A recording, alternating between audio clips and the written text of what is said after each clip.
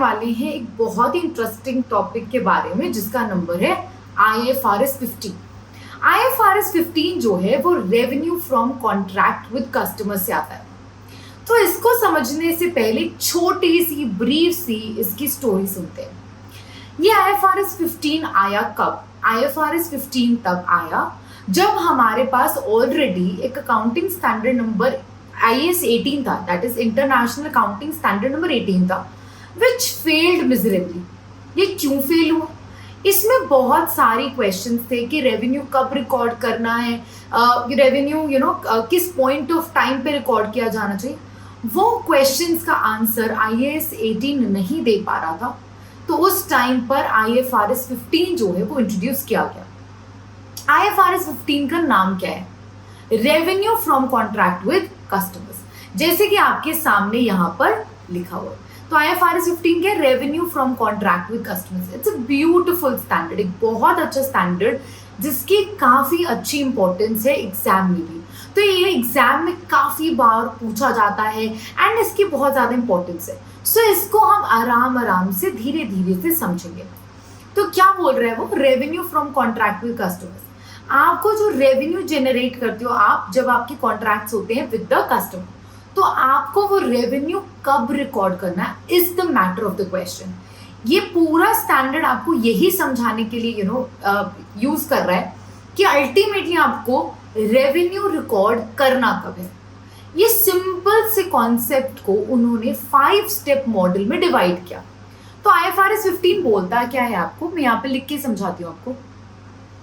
International financial reporting standard number 15 आपको कहता है, सिंपल सी बात है, IFRS 15 आपको क्या कहता है? आपको वो ये समझाता है कि आपको रेवेन्यू रिकॉर्ड कब करना है। तो इसको समझने के लिए ये समझें कि revenue from contract with customers के लिए IFRS 15 आपको बोलता है ये 5 स्टेप मॉडल है। What do we mean by 5 step model? इसका मतलब है कि आपने यहाँ पे 5 स्टेप्स लगाने, जब आप स्टेप नंबर 5 पर पहुंच गए, that's when you will be recording the revenue. बहुत ही सिंपल से कॉन्सेप्ट है। तो जैसे आप 5th स्टेप पे पहुंचोगे आप रेवेन्यू रिकॉर्ड कर लोगे। तो यहाँ पे IFRS 15 के कौन से स्टेप्स हैं? स्टेप 1 है, स्टेप 2 है, स्टेप 3 है, स्टेप 4 है और स्टेप 5 है।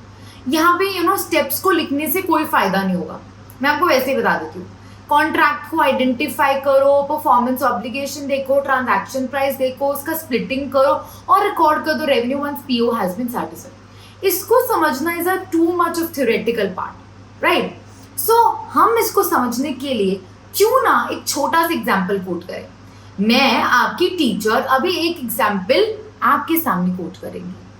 सो यहाँ पे क्या एग्जाम्पल है? एग्जाम्पल सुखप्रीत जो है वो क्या करती है? Sukhpreet is starting to sell the, for example है जस्ट एक मैं मॉडम बेच देती हूँ। मैं मॉडम के साथ यहाँ पर इनको, मतलब मॉडम कौन सा? इंटरनेट का मॉडम, और मैं साथ में बेचती हूँ कुछ पैकेजेस, जैसे कि 12 महीने आपको इंटरनेट की सर्विसेज मिले, तो 12 मंथ में आपको क्या दूंगी? Uninterrupted internet services, right? मैंने ये पैकेज बना दिया। आप बोलोगे ओके मैम ठीक है, समझ आ रहा है। आपको बिल्कुल अभी ये नहीं समझना कि क्या कॉन्ट्रैक्ट है, क्या रेवेन्यू है। आप एक स्टोरी सुनिए। सुखप्रीत जो है वो मॉडम बेच रही हैं और साथ में 12 महीने का अनइंटरप्टेड इंटरनेट सर्विसेज। मेरे पास बहुत डिफरेंट पैकेजेस हैं, बट इसमें से एक पैकेज ये है कि मैं मॉडम के साथ 12 महीने का अनइंटरप्टेड इंटरनेट सर्विसेज भी दे रही हूँ। वैसे मैं 1-1 महीने का पैकेज भी देती हूँ, 2 साल का पैकेज भी देती हूँ, 2 महीने 6 महीने का पैकेज भी देती हूँ, व्हाट्सएप। अब मेरे क्लाइंट हैं जिनका नाम है फॉर एग्जाम्पल जैकब। जैकब मेरे पास आते हैं और जैकब बोलते हैं कि मैम मुझे एक मॉडर्न चाहिए और 12 महीने का अनइंटरप्टेड इंटरनेट सर्विसेज चाहिए। मैं बोलती हूँ बिल्कुल सर आपको मिल जाएंगी। अब वो पूछते हैं कि ओके मैम टोटल प्राइस कितना हुआ? मैं बोलूँगी मॉडर्न साथ में 12 महीने अनइंटरप्टेड सर्विसेज का पैकेज हमारा $700 का, नॉट पाउंड, डॉलर्स का। तो $700 का वो मैं एक पैकेज जो है वो उनको बनाकर दे देती हूँ। सो वो ये मुझसे पैकेज ले लेते हैं। So they have bought the package. अब क्वेश्चन ये आता है कि फॉर एग्जाम्पल आज की डेट है, लेट्स टेक 1 नवंबर और मेरा ईयर एंड 31 मार्च। अब being a business woman, I am confused, मेरा क्वेश्चन है कि मुझे ईयर एंड पे कितना रेवेन्यू रिकॉर्ड करना चाहिए। इस क्वेश्चन का आंसर देने के लिए IFRS 15 आता है।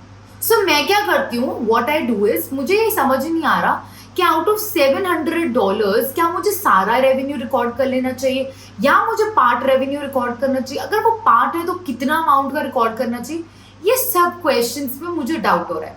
So that's when I start reading IFRS 15। और IFRS 15 मुझे बोलता है कि आप मुझे स्टेप बाय स्टेप सुनो। तो क्या आप भी मुझे स्टेप बाय स्टेप सुनोगे? तो सुनिए step by step. Step number 1 मुझे IFRS 15 ने समझाया, आइडेंटिफाई द कॉन्ट्रैक्ट। ये तो आप भी मुझे बता पाओगे बेटा कॉन्ट्रैक्ट क्या है। आप बोलोगे कॉन्ट्रैक्ट ये है कि सुखप्रीत मॉडम के साथ 12 महीने का अनइंटरप्टेड इंटरनेट सर्विसेज देंगी, जिसके लिए उन्होंने $700 लिए। अब स्टेप नंबर 2 क्या है? अब ये तो कॉन्ट्रैक्ट हो गया, मुझे IFRS 15 ने समझाया कि कॉन्ट्रैक्ट को आइडेंटिफाई करो, वो मैं कर चुकी हूँ। स्टेप नंबर 2 कहता है कि आप आइडेंटिफाई करो क्या परफॉर्मेंस ऑब्लिगेशंस है। मतलब एक हो सकती है, 2 हो सकती है या बहुत सारी हो सकती हैं। So my performance obligation number 1 is कि मैं मॉडर्न दूंगी। परफॉर्मेंस ऑब्लिगेशन नंबर 2 इज कि मैं 12 महीने के लिए अनइंटरप्टेड इंटरनेट सर्विसेज दूंगी। मतलब हर महीने के लिए इंटरनेट सर्विसेज दूंगी, starting from 1 November ending on 31 October. Example है 2024 और 2025 पे तक मैं इनको इंटरनेट की सर्विसेज जो है वो प्रोवाइड करूंगी। मुझे परफॉर्मेंस ऑब्लिगेशन भी समझ आ गया, राइट मैम, हमें ये भी समझ आ गया। अब मुझे स्टेप नंबर 3 बोलता है आपका ट्रांजैक्शन प्राइस कितना है। मैं बोलती हूँ $700 है। स्टेप 4 मुझे पूछता है कि आप क्या अपने ट्रांजैक्शन प्राइस को परफॉर्मेंस ऑब्लिगेशन में स्प्लिट कर सकते हो।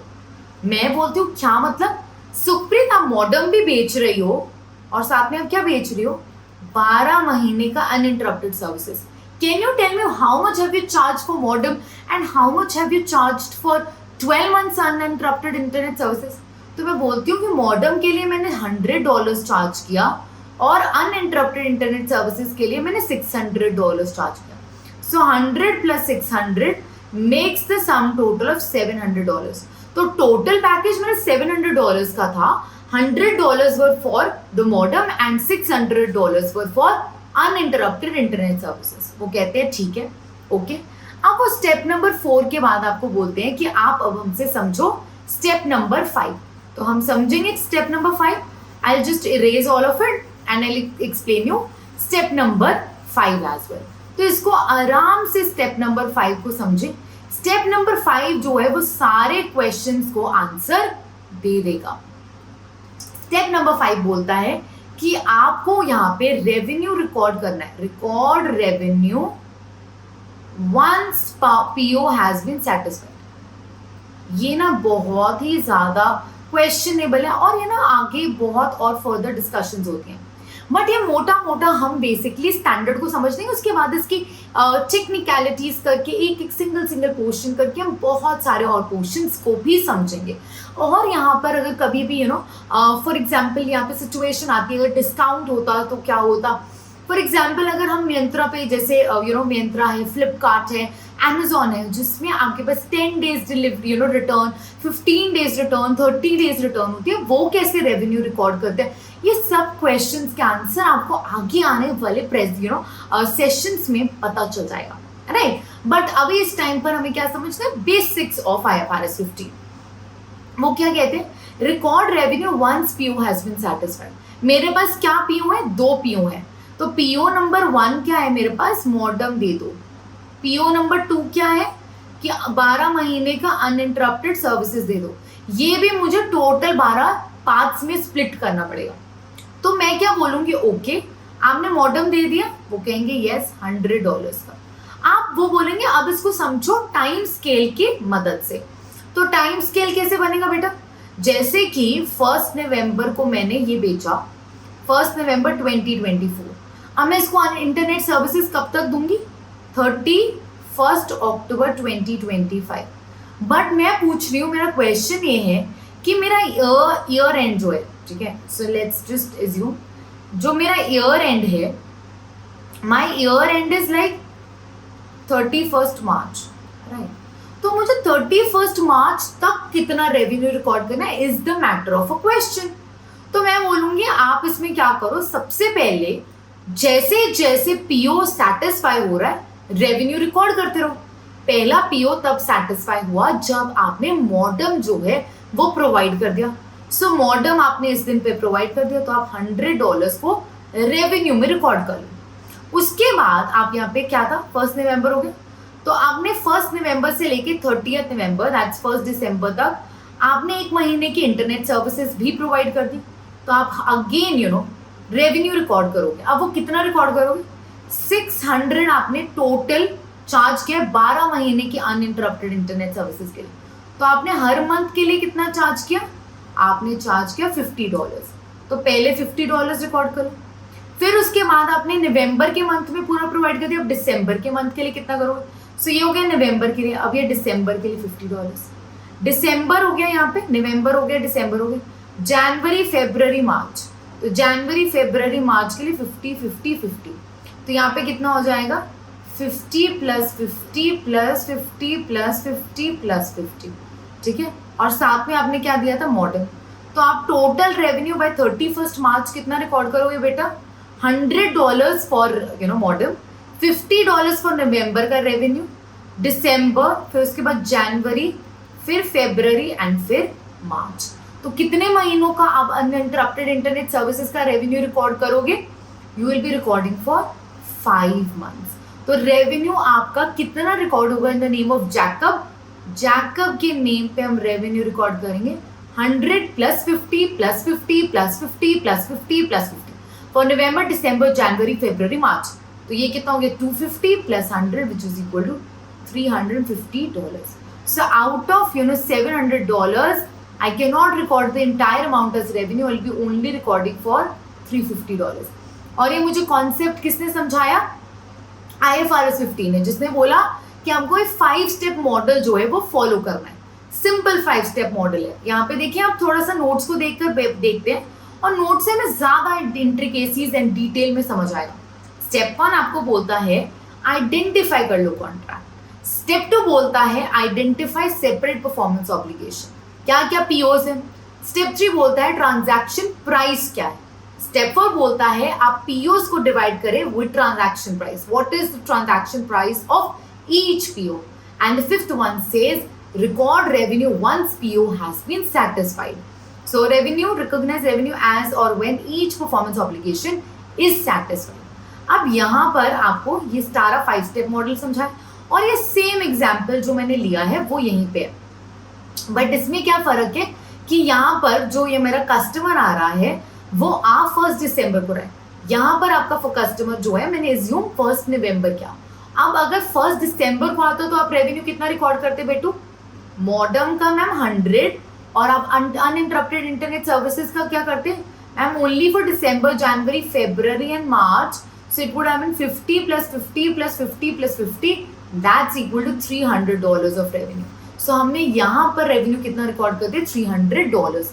ये फिगर चेंज क्यों हुई, क्योंकि customer came on 1 December instead of 1 नवंबर। सो यहाँ पर आपको क्या हो जाएगा टोटल, ओके, सो यहाँ पर आपका year end is also 31 December, okay okay. So यहाँ पे ईयर एंड इज, अगर ईयर एंड 31 दिसंबर होता तो क्या करते हैं, only recording for modern and 1 month of uninterrupted internet services, it would have been 150.